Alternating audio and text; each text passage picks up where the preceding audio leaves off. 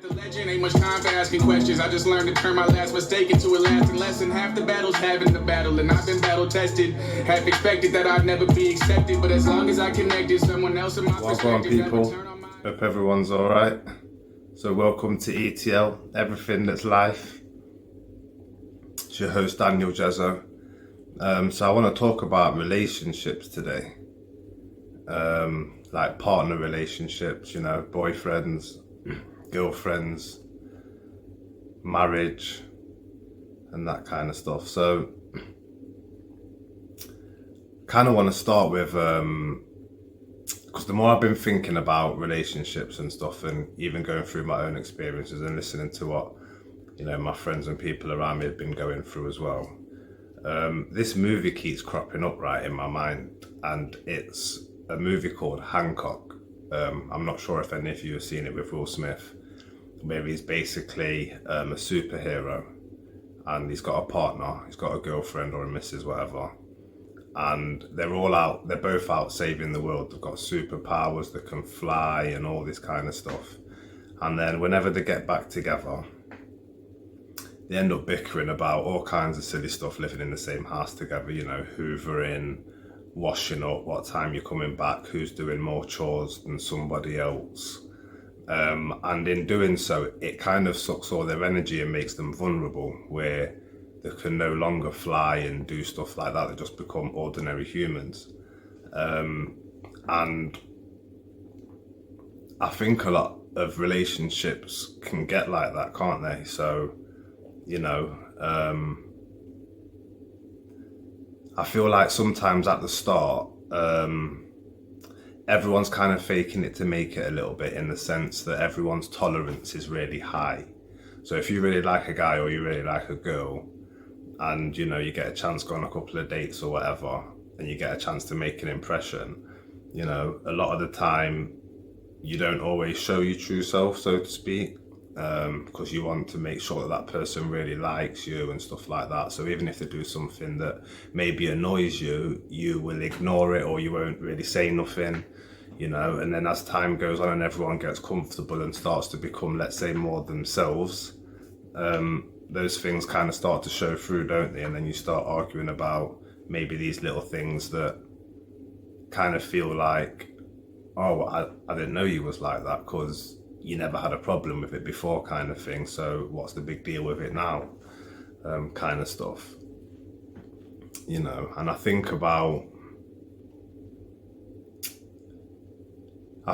how everyone likes you to be tied down and settled. So I say everyone. So for example, it's something that, you know, my grandma will always say to me. I'm someone who's never been married. I've got 2 boys and 2 kids, you know, but I don't like the idea of being tied down. It doesn't mean that I can't be in a relationship, but a lot of relationships come with expectations, don't they?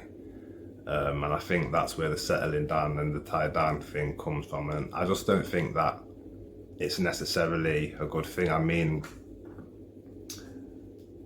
I think it means that you have to compromise a lot. And, you know, you hear that and you think, oh, he sounds like he's someone who doesn't want to compromise, so he must be a selfish person. But this is where this is exactly where it starts to become a problem, doesn't it? So it's like the house chores. So if you feel like you're doing too much and you say, oh, can you do some hoovering, and the man doesn't respond, that potentially then becomes an argument, doesn't it? So, and it can be about anything, can't it? When it comes to compromising, a lot of the time it's about communicating right, you know.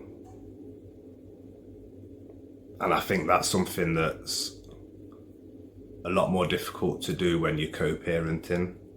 You know, compromising is easy to do amongst friends, isn't it? Or easy to do, you know, amongst someone that you're in a relationship with. But, you know, it's a bit up and down when it comes to co-parenting. You know, even now, I don't know anyone that co-parents that can say, you know, it's always smooth. You know, it gets difficult for both parties at times. And I think that we're kind of taught that relationships and settling down is kind of like growth and maturity. You know, I remember hearing that like Alex Ferguson always liked his players to be settled down and stuff because it meant that they weren't out partying and drinking and stuff, which I agree with, because there is that side of it that, you know, it kind of does take you away from, but it also takes you away from you and being yourself, you know.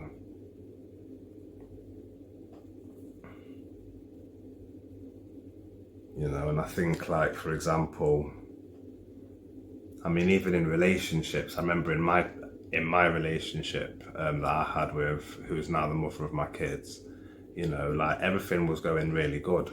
You know, was doing great, just me and her, and then, you know, we kind of had this idea that, you know, kids, you know, was the next step, and, you know, I just thought that everything would be great parents, you know, we've always got along like this, you know, we don't argue, and it was a big shock to the system because we started arguing about stuff that, you know, we hadn't argued about before, like even just down to differences in parenting, you know.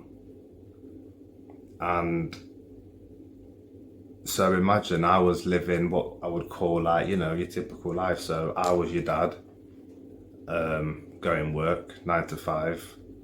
You know, she had 2 boys, so she wasn't working. She was a full-time mum, which is stressful. But I can't really chip in all the time because I also need to be up for work and I need to be doing my stuff. And when she's having stressful mornings and stuff, it can get on top of you, and that then, you know, it turns into I need you to be doing more, and I need you to be doing this, and I need you to be doing that, and I think I'm playing my part, and, you know, it gets difficult when it comes to kids, it really does. And like I says, that's when you're together, you know. So, you know, when you split up and you're not together and you're co-parenting, you know, it can get more difficult. And I guess, you know, from my perspective, maybe as a dad, I always think it's difficult because even though I would say I'm definitely a hands-on dad, and I play my part as I should, it's still never 50-50, you know. I never have that feeling where we get to work it out. I mean, coronavirus was, this whole corona time was a perfect example, which, you know, I had my kids on a particular weekend. I took them to, you know, a house that had kids in it. All the kids played, it was cool. I dropped my kids off as usual. But then obviously she found out that they had been mixing with other people. And at the time she was like, I'm not really comfortable with that, you know, which is fair enough. She has every right to say that, you know. But then where it gets difficult is then she gave me an ultimatum to say, almost like to say, well, I need you to reassure me that you're not going to do that again. And I was like, well, I don't really have no problem with them all, you know, playing together as kids and stuff. And it's good for them, you know, especially with all this lockdown situation, it's good for them to get some social in it, like socialising in. That was how I saw it anyway. So I couldn't really promise her that I wasn't going to do it again. You know, and that resulted in me not seeing my kids for 6 weeks or whatever, you know. And I get it because she's got, you know, it's not a dig, I'm just trying to explain how it's just difficult co-parenting, you know. It is, it's just difficult co-parenting and just getting it right. There's no textbooks, is it? You know. And I mean, even with Corona, and, you know, I think of the difficulties just that a lot of parents had with homeschooling, especially single parents with more than one child. Not to say that, you know, having one child can't be enough as well, because it all depends on the kids. Some kids are really testing, you know, and they've got loads of energy, etc., etc., you know. But it's difficult, and it's because I think that, you know, a lot of the time subconsciously, you know, we don't have kids for the right reason. I have to put my hands up and say that I genuinely don't think we do. A lot of the times we have kids for selfish reasons. I know girls that have kept babies thinking it'll keep the man, for example, you know. I've known people to have kids at a time when the relationship's dead rocky, anyway. But you thought that this could have been the turning point to pull it all back. Do you know what I mean? And stuff like that. But yeah, my point being is that I think we have this almost like subconscious contract that we know we don't have to have the kid all the time. You know, and don't get me wrong, like I get it, it's stressful, I get it, innit? But you know, I mean, when I think of all the people that, you know, parents and mums and that can't wait almost when their kid gets to 2 to start being able to take their kids to nursery because they get the 15 free hours and you just get that relief, you know. But Corona time hasn't allowed people to have that now, have they? So you're constantly having to, you know, deal with your child, and then it's a thing where now it's testing, it's a thing where it's you know, do you actually step up to the plate and take all the stress that, let's say, a teacher kind of takes on having to teach pupils and making sure that your child's getting that learning in? Or do you just say, I can't be bothered with the stress, and just let them play Xbox all day? Do you get what I mean? And just ramp around and stuff, because honestly, you don't want them to do that. And I know it might be like less stress, but you know, kids need to learn, man. Their brains are like sponges right now. Trust me, the last thing they need to learn is a bag of Fortnite and all that kind of stuff, you know. Plus it changes their temperament. I see it myself, and anyone that's got kids probably sees it as well, where your kid's just normal, cool, they put on Xbox, 5 minutes later everyone's dead aggy and aggressive and, you know, jumpy, and but that's what these shooting games do. They give you that adrenaline rush and stuff like that. You know, that's why they're rated like movies and stuff. So, you know, we need to make sure that we take our time with what, you know, we're allowing our kids to indulge in, especially over these Corona times as well. You know, and relationships, I don't think that we communicate very well. I know I haven't in the past. And it's funny as well, because so going to last year, kind of like when lockdown first started, my sister, she lives out of town. So I got a delivery one day from Amazon. And when I took it upstairs and I opened it, it was a book. And this book was called The 5 Love Languages for Men. So I'm thinking, like, I wonder who sent me this, because it's not a book I mean, I like to read, but it's not a book that I would go and pick up and read. And so obviously I started talking to my sister, because in my mind it could only have been her. And she was like, oh, well, I read the one for women. I thought it was really good. I've not read the one for men, but I sent it to you. I know you like to read it, see what you think. So at the time I was already reading a book, so I decided to finish that book, standard. And then I got on to this one, so there's 5 love languages for men. And it tested me now, because to be honest with you, I can't even remember the 5 love languages. But it teaches you that everyone's got 5 love languages, yeah? And the 5 love languages are physical touch, words of affirmation, gift giving, quality time, and acts of service. Check it, I got it, boom, acts of service, yeah?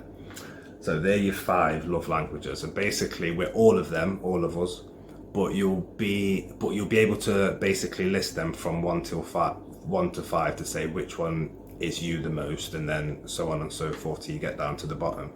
And when I was reading this book, it's really interesting, and it kind of teaches you that a lot of the time about communication. What it teaches you that, and it taught me this about relationships. I know this one's specifically about partners and that, but it just taught me about communication in general, and it taught me that a lot of the time when we want to express something, communicate, yeah, and whether you're trying to make up for something, so whether you've done something bad and you feel like, oh, you know what, I need to show this person that I'm sorry and I need to make up for it, or whether you're just trying to do something nice or whatever, a lot of the time we speak in the love language that resonates the most with us. So, and when it doesn't get reciprocated in the way that it's supposed to, it actually makes us feel worse for it, because we kind of take it to heart. So imagine that you can have me then, and let's say my love language is acts of service. Yeah, so I'm the kind of person that if I might say, oh, you know what, my MOT's due, you know. And you say, oh, is it? Well, I'm off on the Monday if you want to take it in for you. I say, what? Little things like that. I love little things like that. Just little things like that. Acts of service. I love stuff like that. You know. You know that I'm coming back from the gym, so you decided to run me a bath, and I've not even asked you to. Little acts of service, little things like that. I love stuff like that, right? Now, imagine I'm with somebody who their love language, for argument's sake, is gift giving. Now, let's say I'm trying to do something nice or whatever, and I run the person a bath, say, oh, this is really wicked, I'm going to run them a bath, they'll come home, they'll love it, and they say, oh, it's all right, you know, I'm just going to drain the bath out, I'm just going to run a shower instead. And it's almost like, so you don't even want what I've done for you, or it's not been, you were supposed to be more happy than that. And because I didn't get the expected reaction, that in itself kind of sucks my energy. Do you know what I mean? And we kind of do this, well, I say we, I do this a lot, and other people that I've spoken to have kind of said like the same kind of thing. So I guess the point I'm making is that when it comes to being a good communicator, you have to be able to understand the person that you're communicating to. And sometimes if you want to be able to make that person happy, you have to do things that resonate with them that might not be something that resonates with you. And, you know, when you do that, it fills you up. So I give you the perfect example where, you know, I'll do something simple for my friend where to me it means nothing at all. I do it for anyone, anytime, like that's a minor. But the way that he's like, yo mate, I'm so appreciative of it, oh mate, you're the greatest, you're the best thing since sliced bread, blah blah blah blah, it then fills me back up because I've got that reaction, isn't it? Which is ultimately what you want, which is for someone to say, you know what, yeah, I forgive you, let's crack on from here or whatever, you know. So I think communication's a big thing when it comes to relationships, you know. And social media, you know, social media is the beast. I mean, I was speaking to me and my mate were talking the other day, and he was saying, like, you know, you've even got girls that can be happy in their relationship where, you know, you're with your man, he tells you that, you know, you look nice, you look pretty, buys you whatever you need, not that you need looking after, but my point is that he fills you up and he's a good man, right? And you still have to go and post pictures for you and him on the gram or on Snap or whatever, because it's still like a show off thing, innit? Like, you still need to show off your relationship. And, you know, a lot of the time, I mean, I've been out with girls where you spent the whole night snapping. Like, you've been so focused on trying to take pictures of every moment to capture it that you haven't even lived in any of the moments. That's how I see it anyway. Do you know what I mean? And it's almost trying to get that validation for your relationship as well, to say, oh, don't them two look good together, and don't those two work together, and, you know, yeah, I just don't think that it should be like that, you know. No different to how you can have relationships where people go out for food and spend the whole night people watching, you know, or just talking about the kids and stuff like that. You know, you should be able to get away from that and start to talk about you. So not you as a mum, because that got left when we left the house that night and we went out for food. Now tell me back about, you know. And it's hard making those transitions as a parent, isn't it? Because being a parent's a full-time job, you know. But at the same time, you know, experience gives you that awareness, you know. I mean, I'm 36, so I don't see myself as old, but I'm lucky enough that, or I see it that I'm lucky enough that, you know, mobile phones didn't really come out till I was 13. So I kind of grew up until 12 still having to knock on people's doors to see if they were coming out, and go into different spots to see if people were there, if they weren't indoors. You know, I still got a good taste of that old school. And, you know, I can see how everyone's changed, you know. Before social media, you only saw what you saw that was around you, you know. You never saw no rap stars because no one was a rap star. Do you know what I mean? You know, the closest you got to like the Americans was like Sky. You had MTV, and even that never came out until, you know, I was old, like probably like 12, 13 again, because that's around about the same time everything started to come out, mobile phones, you know, Diamond Cable, Virgin Media and all that kind of stuff, you know. And you've seen how it's changed and how people are now. Everyone's so in their phones, it's hard to get conversations in. It's hard to get a good conversation in, where someone can actually put their phone down for, let's say, an hour and just forget about it. That's why I love going on walks in the woods with my friends sometimes, because everyone just has to have their phone in their pocket. You can't really be out in the woods just looking on your phone all the time. Do you know what I mean? So it's good to be out there. You know? And then, I mean, we think about image, I think about image, and I think right now how you've got this big boom of all these women that have got lip fillers. I think it's crazy. I mean, pumping stuff into your lips so that they look bigger.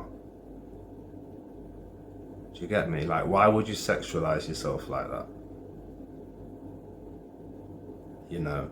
And then at the same time, you know, it's disrespectful when men want to whistle at you and beat their horns and stuff like that, you know. And I'm not saying that because you've got lip fillers it gives them the right to do that, but I'm just kind of questioning where you're going with it. Like, where are you going with it? Like, who are you trying to be? What, are you trying to be like her in the drill video? Or her in what, the model shoot? You know, trust me, man, a lot of them women behind those visages are broken, man. You lot are following the wrong people, trust me. You know, or you got women having BBLs. Like what? So your bum looks bigger. Does that make you more of a pick? Do you get what I mean? You know, it's just, I don't know. And then I'll speak to some women and they'll say, oh, well, some women don't do it for the man, they just do it for themselves. And I'm like, really? I don't believe that. It's all for validation, innit? And your validation comes from the outside world, because if it didn't, then you wouldn't have to validate it. Do you get it? And that's basically how it goes, you know. But yeah, I do feel sad right now that, you know, when women are posting their lips and you got like 2 red dots either side of your lips because you still look like post-surgery.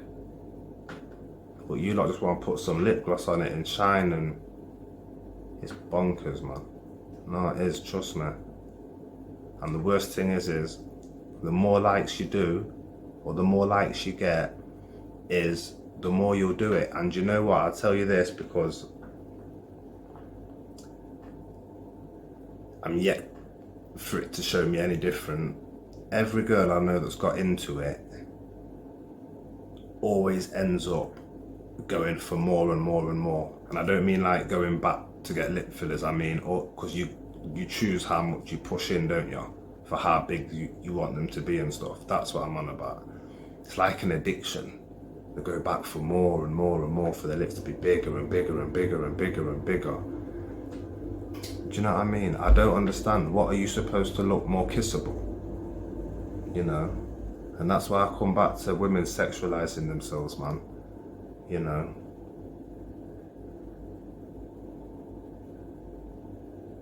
When I think of a strong woman, I don't think of the normal women that I see posted on Insta, honestly. You know? I see a lot of people posting affirmations as well. But I'm going to talk about that on another show. But I kind of want to end today on something that I was thinking about recently when I was out on a walk, and I kind of got this thing, and it's not left me since. And I'm now in a place where I believe, that we kind of have got it all twisted when we think that opposites attract. So what I think is that likes attract. Likes are the kind of people that you're supposed to find yourself around. Be around people that are like you. And if you're a woman looking for a man or something like that, look for a man that is looking for what you are looking for. So you see, if you're a woman that wants or thinks that you want to be with a man that you can kind of help build up, look for a man that wants a woman that he can work with, that can help build him up. Because with this whole opposites attracts thing, yeah, I think people have misunderstood what attract means. Because attract comes from attraction. And attraction is almost like a distraction, or it's something that catches your attention. This is how I'm seeing it. So all it is that you think, ooh, you're a bit different to, you know, what I'm used to, or what people like me are like, you know, and it draws you in. But you also at some point need to come away from it, because that's all it is. It's just an attraction. But if you're looking for that actual link, that person that can link with you where it just works, then that's going to be somebody that is like you. You know, and yeah, I just think with that, yeah, I think everyone can just take that and just have a good long think about the kind of people, A, that you're with, and B, the kind of people that you're chasing, and just ask yourself, are they really like you, and do they really want what it is I want? Because sometimes you can like somebody so much that you fool yourself. Does that make sense? I like him so much that as a girl speaking, like, I like him so much that he doesn't know my worth yet. But, you know, I'm gonna make him see it. It don't always go like that still, you know. But everyone's to live, and life have to live, and lessons to be learned, and all of that kind of stuff, you get me? But on this note, this is where I'm going to be signing off. Host Daniel Jezzo's ETL, everything that's life. I hope you enjoyed this one. Peace and love, people. Till next time, stay safe. Bad and she fit me like a glove. My old bitch mad cause I found a better love. My granny say I owe it to the man that's up above. My mama say I owe it to my head to hold it up. It's RP my niggas that